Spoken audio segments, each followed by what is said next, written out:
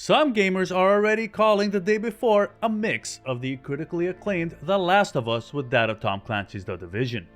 One of the reasons The Last of Us captivated me was the narrative and dialogue between the characters and their relationships with each other. It carried out an emotional weight throughout the game. And The Division's immersive settings combined with a fast-paced progression system and a really engaging loot system is what drew some gamers like myself to enjoy that game. If you've enjoyed games like The Last of Us and The Division, then maybe this title should be on your radar. Question is, who's behind the title? What's the gameplay like, and when will this game be released?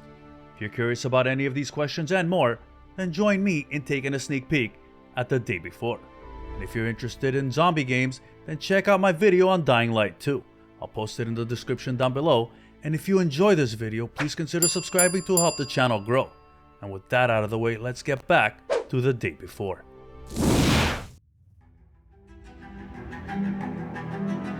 The Day Before is an upcoming open-world MMO survival game developed by Fntastic, same studios who gave us the game The Wild 8 and Radiant 1, and it's being published by Mytona.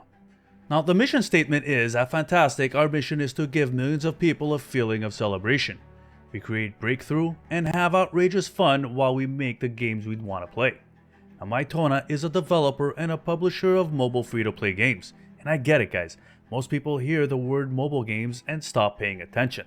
But keep in mind that a huge portion of indie developers actually make mobile games to get a jump start in the industry.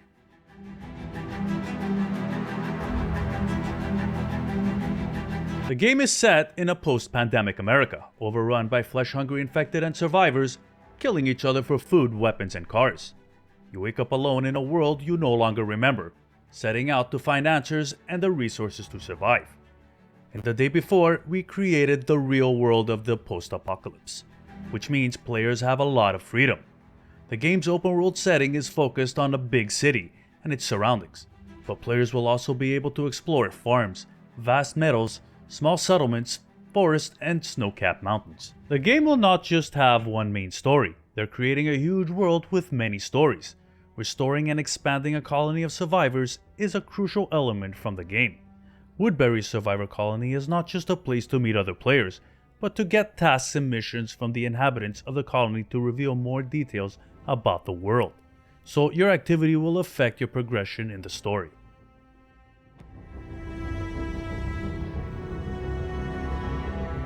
The Day Before will have both PvE and PvP components. You can meet anyone, team up with other players, or kill them for their loot. The choice is up to you. The game has multiple choices after the takedowns using different types of finishing moves depending on the weapons. And players can heal other players, or they can tie up another player and then attract the attention of the horde of zombies to finish him off. The developers explained we pay great attention to the sounds in the game and to make the game world appear realistic. Based on this, we have abandoned casual HUD indicators and we are focusing on high quality surround sound, which is an important part of the credibility and atmosphere of the world. The game will include not only ordinary cars, but also armored vehicles. Fuel is a factor in this game and you will need to pick up a canister and really pour it into the tank, the same way you need to find parts and repair your car. How will character progression be handled? In The Day Before, a lot depends on the skill of a player. The game has no leveling unrealistic numbers. We want every player, regardless of the number of hours in the game, to be on equal terms with a beginner. There will not be such a situation if two players meet and one of them says, "Oh, you're a level 20 and I'm only 15. You are stronger than me." But at the same time, the game has a special reputation system in the survivors camp. We will tell you about the system and show more in the following videos. Most MMOs are built on a sandbox model. With this MMO survival game, players will have to monitor 3 different on-screen gauges: energy, temperature, and dehydration. A number of factors will affect these gauges, including the in-game actions you perform, the food and drinks you consume, and the weather. And if you're exhausted, it seems like you'll take recurring damage until you eat, with the type of foods you choose possibly influencing how much energy you restore.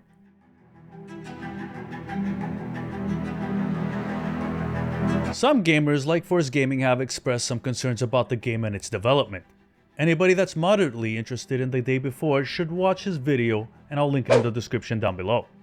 The game is set to be released on June 21st, 2022 on PS5, the Xbox Series, and the PC. And hopefully this game can live up to the fan expectations and hopefully be the next great survival action game. I guess we're just gonna have to wait and see. Are you looking forward to this game? Comment down below. And if you like this video, please consider subscribing to help the channel grow. And don't forget to check out my last video, Redfall. And as always guys, thank you for stopping by my channel. I'm Az, and thanks for watching.